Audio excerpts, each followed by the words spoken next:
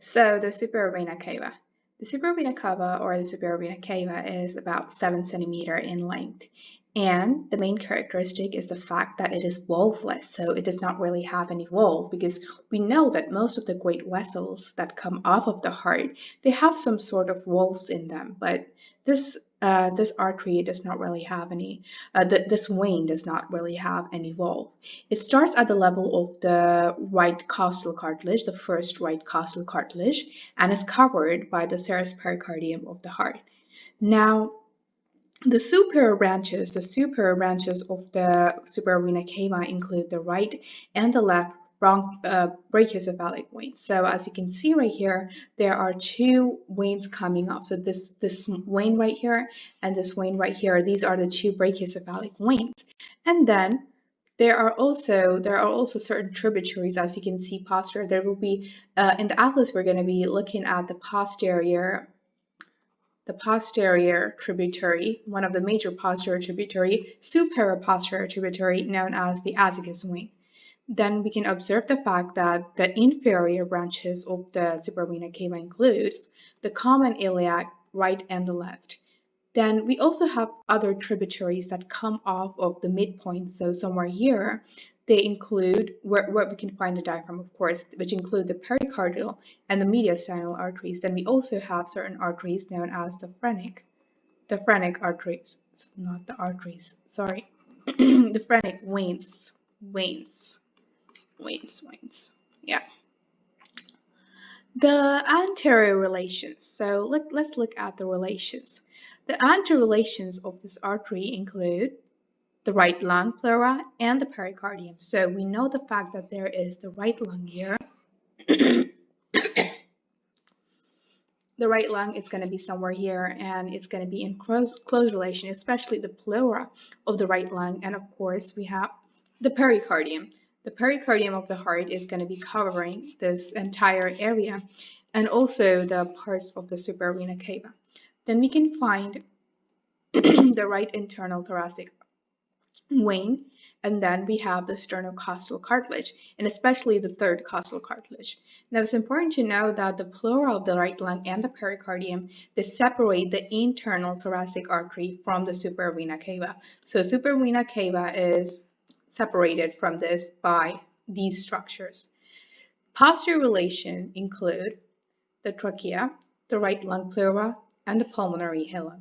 Now we know that the hilum is more posteriorly placed as compared, if you look at the lung on the medial surface of the lung, and henceforth the pulmonary hilum of the lung is one of the posterior relation of the supraorbital cava. Next thing we can see is that there is the right vagus nerve and the right phrenic nerve, which are another posterior relation, which is one of the another posterior relation. So let's observe the structure here. As you can see, that's the supraorbital cava. And the supraorbital cava is the one that is going to be draining blood into the right atrium. The relation superiorly includes the right brachiocephalic and the left brachiocephalic vein. And then posteriorly, as you can see, this artery is, sorry, not this artery, but this vein here is known as the azygos vein. That being said, we also have certain relations when we look at it inferiorly. So I'm not gonna show the lungs. Okay, I'm just gonna add the lungs here. So, yep. You see how close, you'll see how close the lungs are. Those are the lungs. I can see how close the lungs are to the supraorbital cava. So they are just, especially the apex of the right lung and the pleura of the right lungs are in close contact. Then posteriorly, as you can see, that's a trachea. That's a trachea. That's posteriorly. Now let us see the different types of veins that we can find here. So we can find the thoracic duct that is behind. Okay.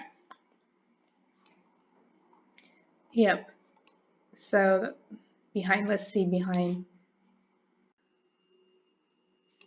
Okay, so let us look at the posterior structures right here.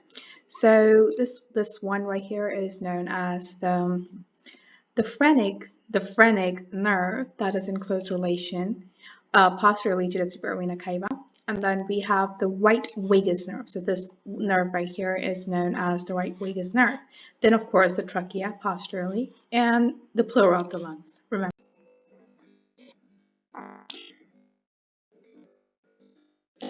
In the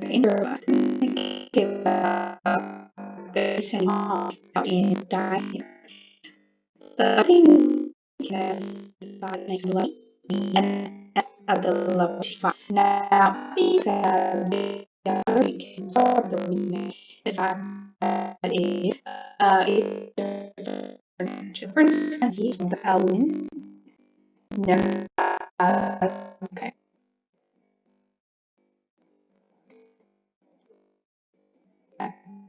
And so you can see around below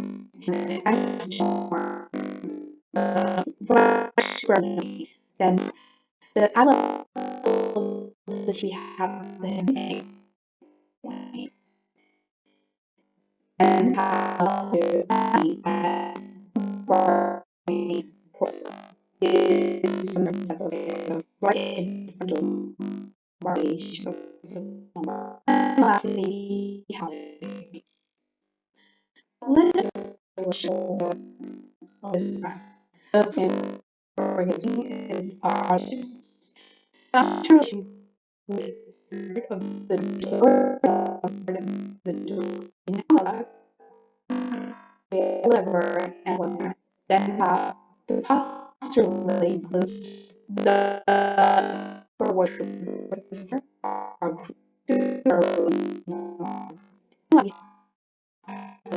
feel don't the relations with the liver.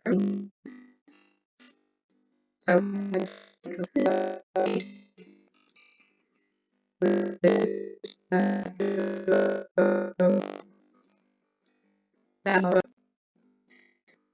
kidney, kidney, the kidney,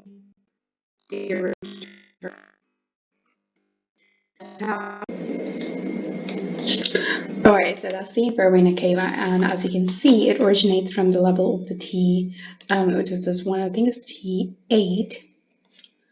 Alright, so, that was the 8th. The origination of this artery of this vein is about at the level of 10th thoracic, 9th thoracic vertebra, the lower border of the 8th thoracic vertebrae, and it goes all the way towards the lower border of the L2, I suppose, of the L3. Yeah, lower border of the L3, where it bifurcates into the two iliac arteries. Now, as you can observe here, it has the first branch that comes off at the level of T8 is known as the right and the left hepatic branch. So these are the right and the left hepatic branches, and then inferiorly we have the phrenic branches. So yeah, let's just look at them in a more clear manner here. So the right hepatic vein right there and the left hepatic vein.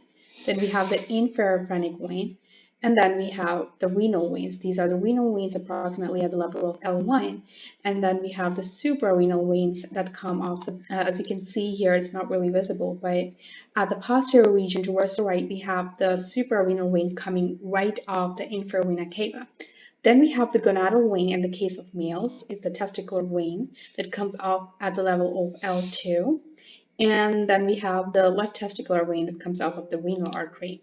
Now, another thing we can observe is the fact that inferiorly there is the bifurcation into the common iliac artery. So these are the common iliac artery, but then we have the lumbar veins too. So the lumbar veins are the ones that we're going to see.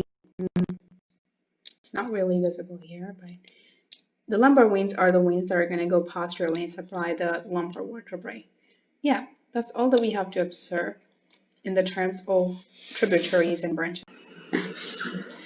So let us look at the relations of the Infravena cavity. So actually we can find that we have the crus of the diaphragm right here, and then we have the liver, and then we have the third part of the duodenum, or the horizontal part of the duodenum, that's in the anterior relation. We also have the pylorus of the stomach and the head of the pancreas, and later we also have the bile duct that is posteriorly found here. Posteriorly found here. And then let us look at the posterior relations. Posteriorly, we can see that we have the thoracic duct, and then we can also find that there is the psoas major. As you can see, these muscles are the psoas major muscles. And then we have the vertebrae, of course, the renal artery and the suprarenal artery. Posteriorly, towards the left side, we can find the abdominal aorta. And then we also have the thoracic duct. Then towards the left, we can find the liver, of course, and then we have the epiploic foramen.